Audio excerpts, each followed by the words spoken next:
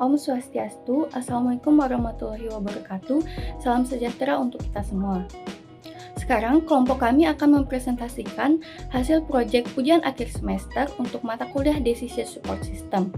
Kami mengambil judul yaitu Sistem Pendukung Keputusan Pemilihan Beasiswa Mahasiswa Berprestasi pada STM Istiqom Indonesia menggunakan metode Simple Additive Weighting atau SAW. Pertama-tama kami akan memperkenalkan diri terlebih dahulu. Kelompok kami itu ada Iputu Gede Mahendra dengan NIM 1910325. Selanjutnya ada Nilu Putu Ayu Sintia Utami dengan NIM 1910310. Selanjutnya ada Davika Nilam Putri dengan NIM 1910337. Selanjutnya ada Edeltrudis Helena Dopo dengan NIM 1910334. Selanjutnya ada Gusti Ayu Putu Wina Pratnyani dengan NIM 1910317. Selanjutnya ada Komang Bagus Andika Wardana dengan NIM 1910343. Dan terakhir ada Ardiesya Smita Gusti dengan NIM 19103 389. Jadi kami membuat sistem pendukung keputusan untuk mahasiswa untuk pemilihan beasiswa mahasiswa berprestasi pada STM Istiqom Indonesia. STM Istiqom Indonesia merupakan salah satu kampus di Bali yang didirikan pada tanggal 18 April 2008. Setiap mahasiswa memiliki hard skill dan soft skill yang dibutuhkan sebagai potensi untuk menunjang masa depan. Pemilihan mahasiswa berprestasi sebagai sebuah penghargaan bagi setiap individu sebagai bentuk menghargai mahasiswa dan mahasiswi yang belajar dan bekerja dengan keras. Baik, di sini saya akan menjelaskan mengenai beasiswa mahasiswa berprestasi. Pada STM Istiqom Indonesia itu telah menerapkan program beasiswa bagi mahasiswa berprestasi, di mana mahasiswa yang berprestasi tersebut akan diberikan penghargaan yang akan sangat membantu mereka dalam hal finansial di masa yang akan datang. Dan di sini STIK Indonesia pun telah menerapkan beberapa kriteria penentuan bagi mahasiswa berprestasi yang layak untuk diberikan beasiswa. Adapun kriteria yang kami tentukan itu yang pertama, tingkat dan posisi prestasi tertinggi, yang kedua, dari jumlah prestasi yang dimiliki, dan yang ketiga itu ditentukan oleh IPK yang dia miliki. Adapun sistem pendukung keputusan yaitu sistem yang membantu staf ataupun pegawai pada STM Istiqom Indonesia dalam menentukan mahasiswa berprestasi yang layak untuk diberikan beasiswa ataupun penghargaan. Di sini, sistem pendukung keputusan itu akan membantu staf ataupun pegawai pada STM Istiqom Indonesia untuk mengatasi terjadinya human error atau ketidaksengajaan dalam melakukan pemilihan beasiswa bagi mahasiswa berprestasi. Dan selain itu, sistem pendukung keputusan juga akan membantu staf ataupun pegawai pada STM Istiqom Indonesia dari pemilihan yang kurang objektif sehingga menghasilkan data yang tidak begitu akurat. Maka dari itu, sistem pendukung keputusan itu sangat penting dan sangat dibutuhkan pada suatu pemilihan, khususnya itu pemilihan beasiswa bagi mahasiswa berprestasi. Itu saja yang dapat saya jelaskan, dan untuk selanjutnya itu akan dijelaskan oleh teman saya. Di sini saya akan menjelaskan tujuan utama dari kelompok kami membuat sistem pendukung keputusan ini adalah memberikan solusi kepada STIKI Indonesia sehingga akan menghasilkan perankingan sesuai dengan bobot kriteria mahasiswa. Adapun manfaat dari proyek kita ini, yang pertama dapat membantu pihak STIKI Indonesia dalam proses pemilihan mahasiswa berprestasi agar lebih objektif dan mengurangi human error. Yang kedua, dapat memotivasi para mahasiswa untuk meningkatkan kemampuan belajar dan prestasinya. Selanjutnya, sistem pendukung keputusan Decision Support System (DSS). Menurut Jogianto 2008, SPK atau Decision Support System didefinisikan sebagai suatu sistem informasi untuk membantu manajer level menengah untuk proses pengambilan keputusan setengah terstruktur atau semi-structure, supaya lebih efektif dengan menggunakan model-model analisis dan data yang tersedia. sini kita menggunakan metode Simple Additive Weighting atau SAW. Konsep dasar pada metode SAW adalah mencari penjumlahan terbobot dari rating kinerja pada setiap alternatif di semua atribut. Metode SAW membutuhkan proses normalisasi matriks keputusan dalam kurung X ke suatu skala yang dapat diperbandingkan dengan semua rating alternatif. Nah, di sini kita memiliki 3 kriteria. Yang pertama ada tingkat dan posisi prestasi tertinggi yang memiliki skala 1 sampai 7. Yang kedua ada jumlah prestasi yang dimiliki sebagai nilai tambahan yang memiliki skala 1 sampai 7. Dan yang ketiga ada IPK yang juga memiliki skala 1 sampai 7. Adapun deskripsi untuk tingkat dan posisi prestasi yang tertinggi dan jumlah prestasi yang dimiliki. Skala 1 artinya mendapatkan nilai biasa, skala 3 yang artinya mendapatkan nilai cukup tinggi, skala 5 yang artinya mendapatkan nilai tinggi, dan skala 7 yang artinya mendapatkan nilai tertinggi dan diprioritaskan. Nah, untuk IPK sendiri, skala 1 yang artinya memiliki nilai IPK kurang dari sama dengan 2,0, ya, skala 3 yang artinya kurang dari sama dengan 2,5, skala 5 yang artinya kurang dari sama dengan 3,0, dan skala 7 yang artinya kurang dari sama dengan 4,0. Adapun bobotnya, C1 yang artinya tingkatan prestasi tertinggi mendapatkan bobot 40%, C2 yang artinya jumlah prestasi yang pernah diraih yaitu mendapatkan nilai bobot 20%, dan C3 yaitu IPK mendapatkan nilai bobot 40%.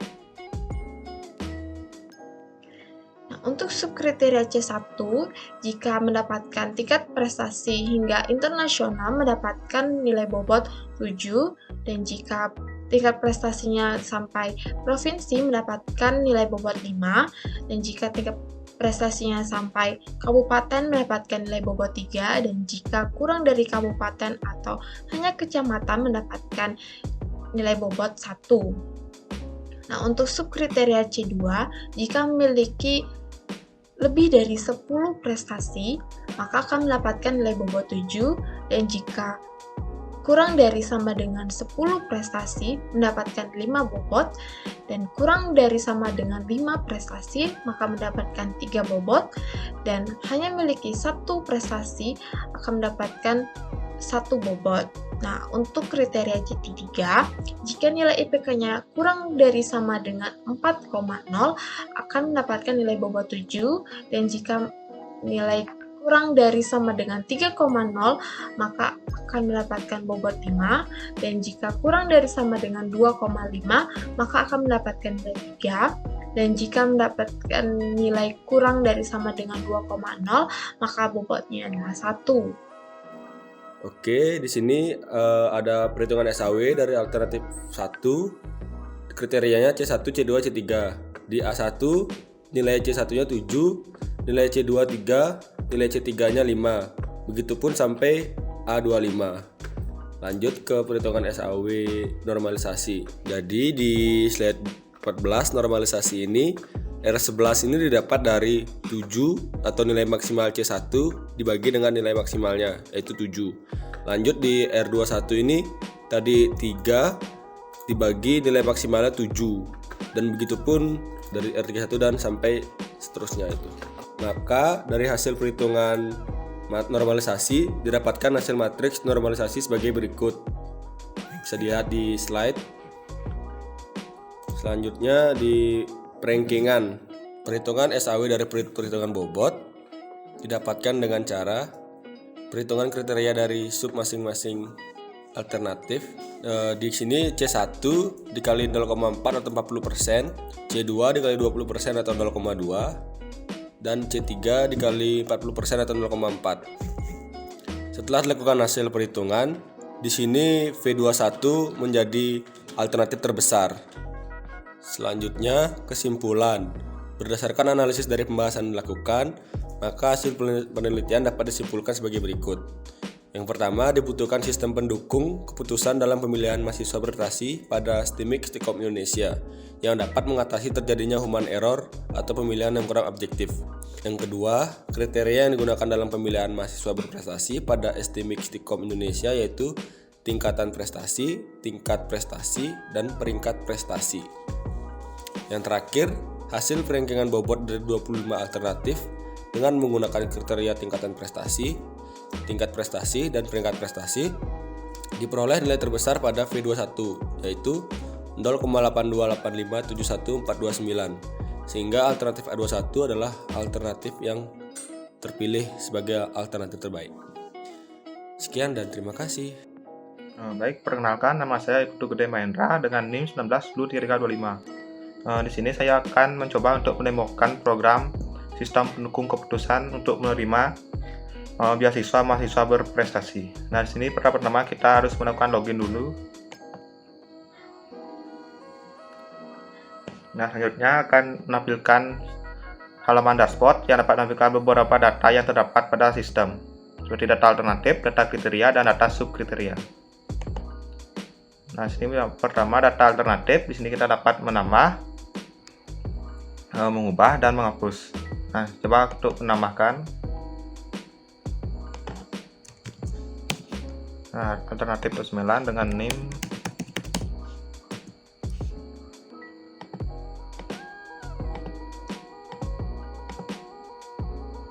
5, 3. Coba tambah. Nah, data berhasil ditambahkan. Di sini bisa kita lihat tuh A9. Dan di sini kita dapat untuk mengubah juga. Dan untuk menghapus. Nah, ada alertnya. Selanjutnya untuk data kriteria. Ini terdapat 3 kriteria, ini tingkatan dan posisi prestasi tertinggi yang diajukan, jumlah prestasi yang dimiliki sebagai nilai tambahan, dan terakhir adalah IPK. Ini kita dapat untuk mengubahnya juga.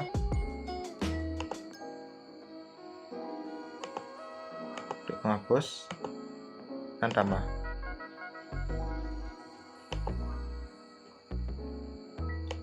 Untuk subkriteria juga sama, dapat menambah, mengubah, dan menghapus, dan terdapat nilai bobotnya 7, 5, 3, dan 1. Ini untuk prosesnya. Nah, maka didapatkan untuk matrik awalnya untuk A1 kan nilai C1 nya 5, 5, 7, dan sampai C9, maksudnya sampai alternatif 9. Selanjutnya akan dinormalisasi matriknya dengan pembagian nilai alternatif C1 dibagi nilai maksimalnya. Dan terakhir untuk hasil analisanya bisa didapatkan. Dan sini untuk A1 mendapatkan nilai tertinggi. Kalau sudah, di sini kita dapat untuk mengekspornya menjadi PDF ataupun menjadi Excel. Nah, setelah itu ini untuk melihat data pengguna, untuk mengubah password.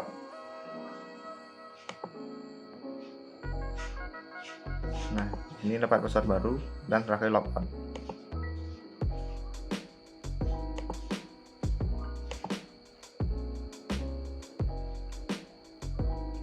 Nah, coba lihat Excelnya.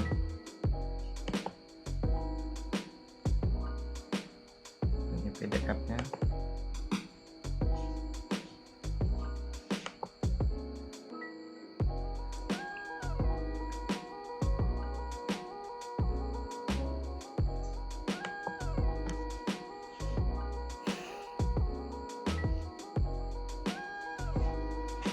Nah, itu adalah tampilan dari hasil ekspor dari PDF-nya.